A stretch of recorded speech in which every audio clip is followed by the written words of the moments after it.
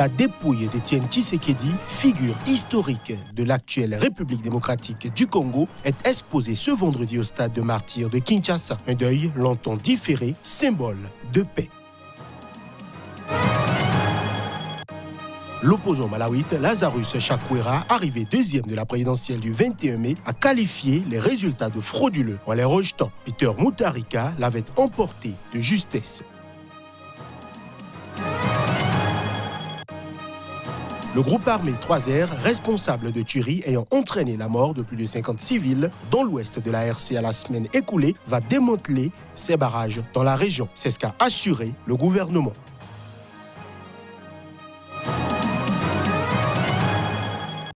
Voilà pour les titres de cette session de l'information sur Sika. Retenez que 16 personnes ont été tuées dans une embuscade tendue par des islamistes présumés ce mardi sur une route du nord du Mozambique.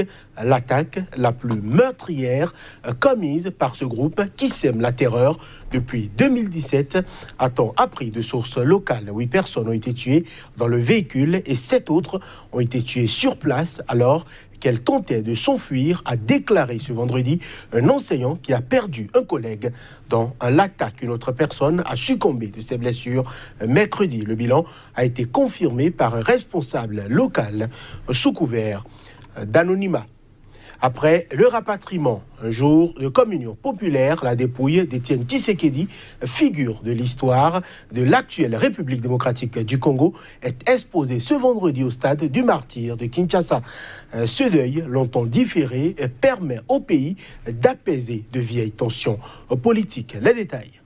La présence à Kinshasa de Paul Kagame pour la première fois depuis des années marque un degré supplémentaire dans le réchauffement entre les deux pays qui se regardent souvent avec défiance. Président en exercice de l'Union africaine en janvier, Paul Kagame avait émis des doutes sérieux sur la conformité des résultats provisoires donnant Félix Tshisekedi vainqueur de l'élection présidentielle du 30 décembre. Finalement, investi président, Tshisekedi fils s'était rendu à Kigali où il avait visité le mémorial aux victimes du génocide des Tutsis, une première pour un président congolais. En soi, le retour d'Étienne Tshisekedi sur la terre de ses ancêtres, où il va enfin recevoir une sépulture samedi, est un signe d'apaisement politique. Le sphinx de Limité, comme on l'appelle, est décédé à l'âge de 84 ans le 1er février 2017 à Bruxelles, où il venait se faire soigner. Sa dépouille reposait depuis dans un funérarium de la capitale belge, faute d'accord entre sa famille et l'ancien régime du président Joseph Kabila pour son rapatriement et l'organisation des obsèques. La situation s'est éclaircie avec l'investiture le 24 janvier de son fils Félix, qui a reçu les attributs du pouvoir présidentiel des mains de Joseph Kabila, qui a gardé le contrôle de tous les autres leviers de commande. Fier d'avoir été à ses côtés depuis 1990, je salue son combat pour la justice et la démocratie en RDC, a sobrement commenté Martin Fayoulou, l'autre opposant qui conteste la victoire de Félix Tshisekedi. Le Front commun pour le Congo, plateforme politique de Kabila, a aussi rendu hommage à l'illustre disparu. L'opposant malawite Lazarus Chakwera, arrivé deuxième de la présidentielle du 21 mai, a rejeté les résultats frauduleux de l'élection remportés de justesse par le chef de l'État sortant, Peter Mutharika. Ce dernier a été officiellement investi ce vendredi dans un stade de la capitale. Les précisions. Après 4 jours de silence, Lazarus Chakwera, 64 ans, a finalement pris la parole vendredi pour dénoncer ses résultats, lui qui s'était indigné au moment du dépouillement de nombreuses irrégularités.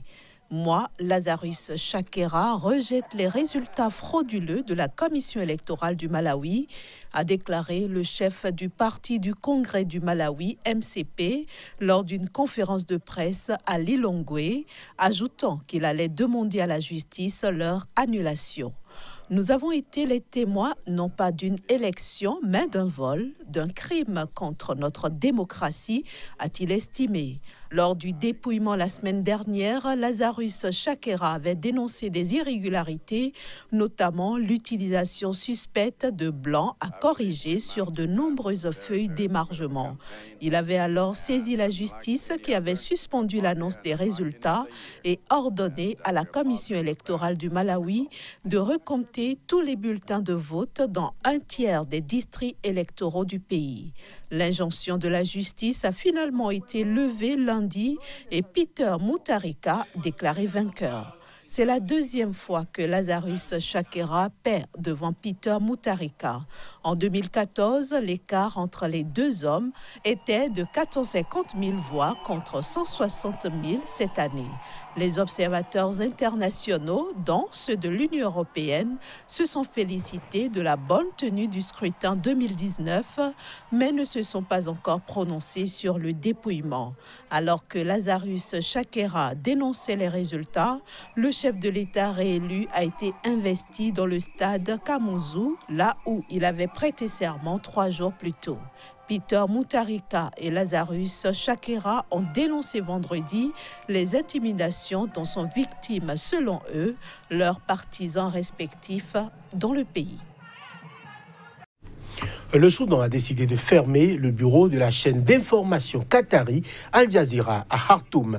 C'est ce qu'a annoncé ce jeudi le groupe sur son site internet, précisant avoir été informé que la décision émanait du Conseil militaire de transition au pouvoir.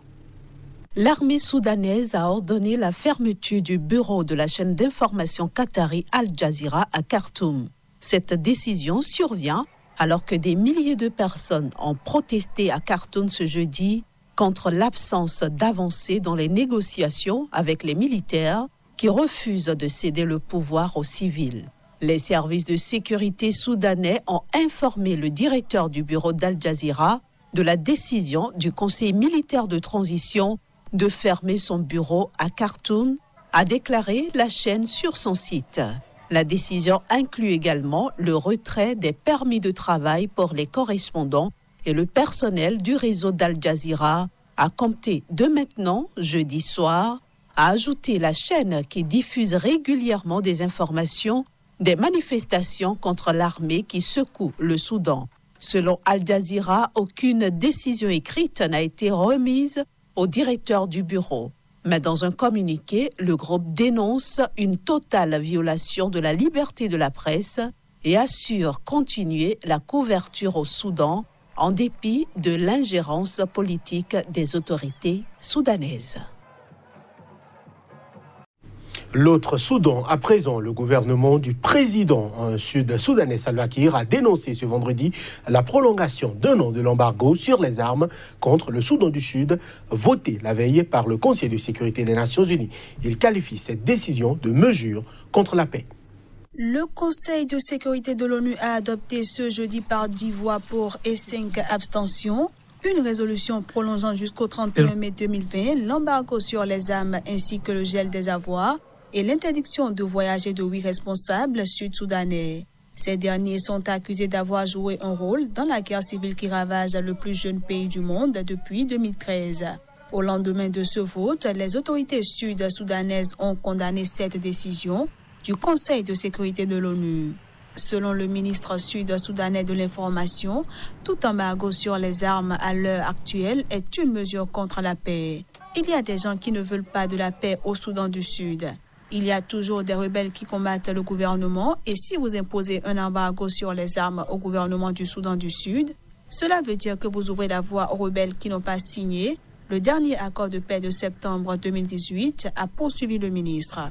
Il faisait notamment référence au groupe rebelle de l'Est général sud-soudanais Thomas Sirilo Souaka, à la tête depuis 2017 du Front national du salut qui combat l'armée gouvernementale dans le sud du pays.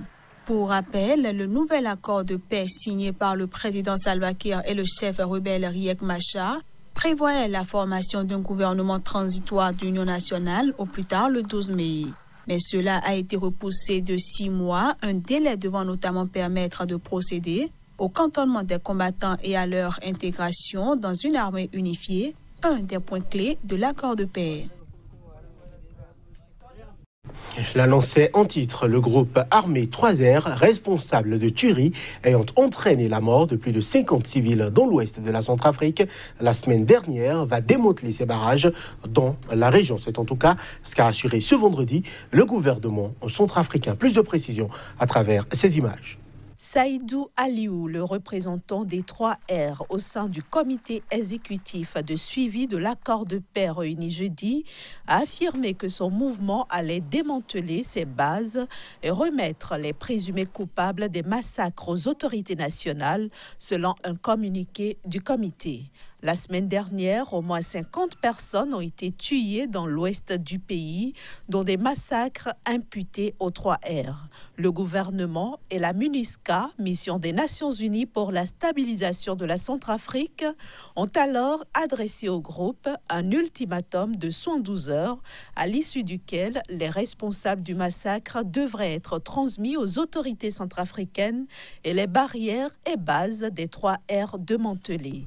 Mercredi, un collectif regroupant des organisations de la société civile et des partis d'opposition avait dénoncé dans un communiqué l'absence d'action forte menée par le gouvernement alors que l'ultimatum avait expiré.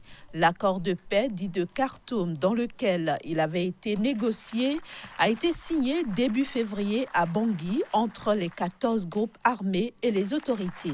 Préparé depuis 2017 par l'Union africaine, il est le 8e signé depuis le début de la crise en 2013. Dans son communiqué, le comité de suivi de l'accord de paix a également annoncé la création de structures pour surveiller précisément les violations de l'accord et suivre l'évolution de la suppression des barrages, taxation illégale ou l'occupation de bâtiments administratifs par les groupes armés. On parle football. Pour finir, 3 équipes africaines sont qualifiées pour la Coupe du monde féminine de football en France.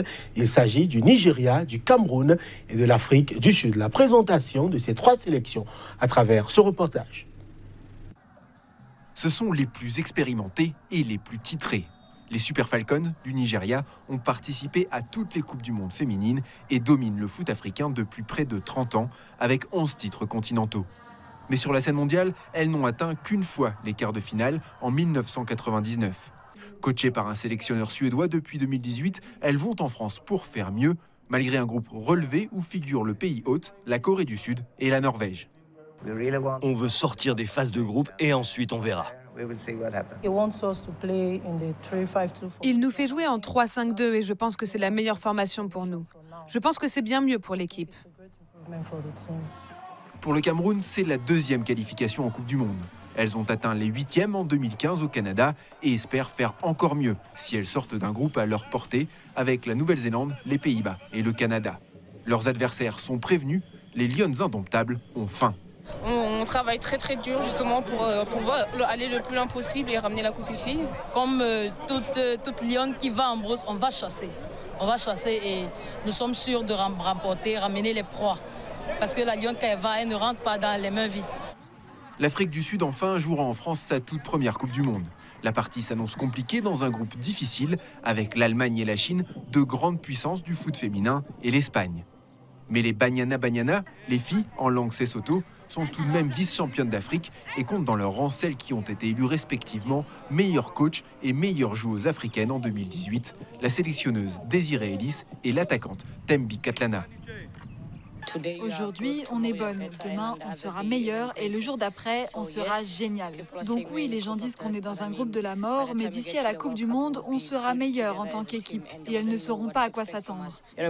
On a fait un très bon résultat à la Coupe d'Afrique, même si là, on sait que ce sera 1 ou 2 niveaux au-dessus. Mais en y allant avec la même attitude, le même engagement, la même discipline, on peut être au niveau.